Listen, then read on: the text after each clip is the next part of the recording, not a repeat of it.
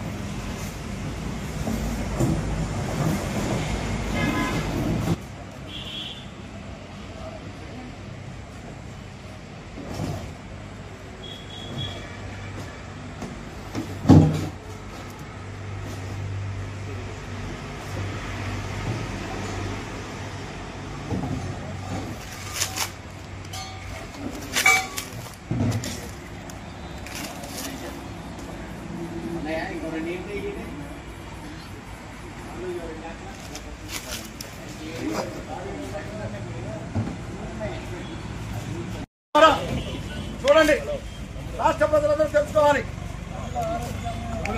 కలిసి మధ్య జరిగిన ఒక్కసారి ఆలోచించాలి. అదే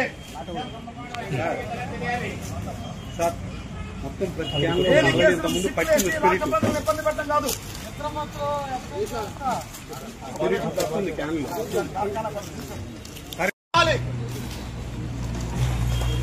బాధ్యులైన వ్యక్తుల్ని, బాధ్యత కలిగిన వ్యక్తుల్ని, దీనిలో మంత్రులున్నా, ఎమ్మెల్యేలున్నా, ఆఖరికి ప్రభుత్వ అధిపతులున్నా సరే శిక్షించవలసిన తరుణం. ఈరోజు ఇక్కడ ఇంత పెద్ద ఎత్తున మద్యం తయారీ జరుగుతూ ఉంటే, అక్రమ మద్యం నిల్వ జరుగుతూ ఉంటే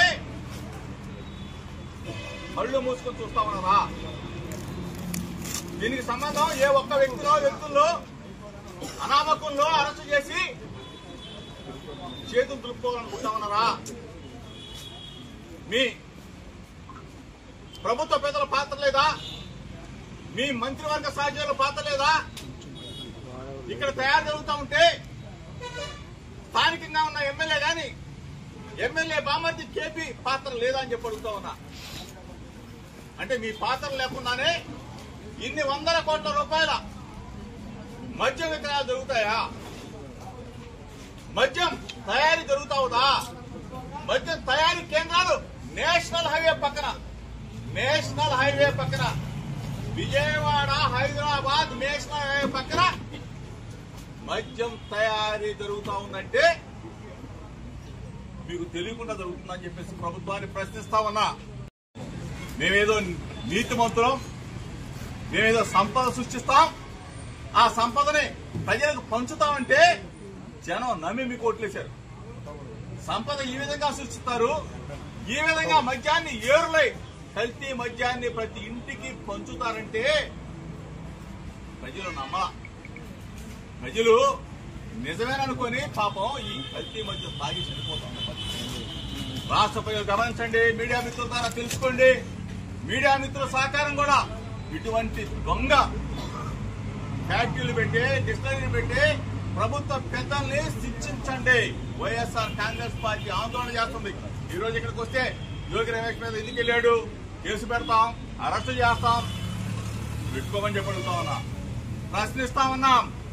ప్రజల తరఫున వైఎస్ఆర్ కాంగ్రెస్ పార్టీ ప్రశ్నిస్తా ఉంది. ప్రజల ప్రాణాలు పోతా ఉంటే వైఎస్ఆర్ కాంగ్రెస్ పార్టీ ప్రజల పక్షాన నిలదీస్తా ఉంది.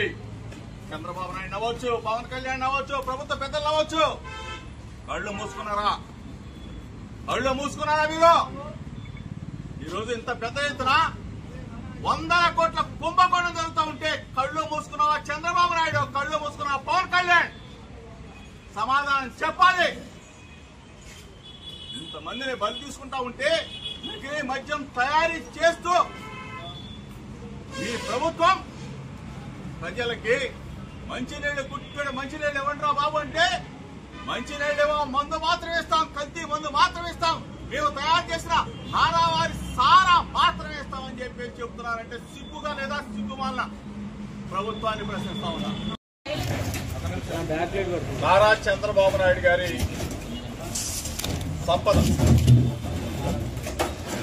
సంపదని సృష్టిస్తానని చెప్పాడు.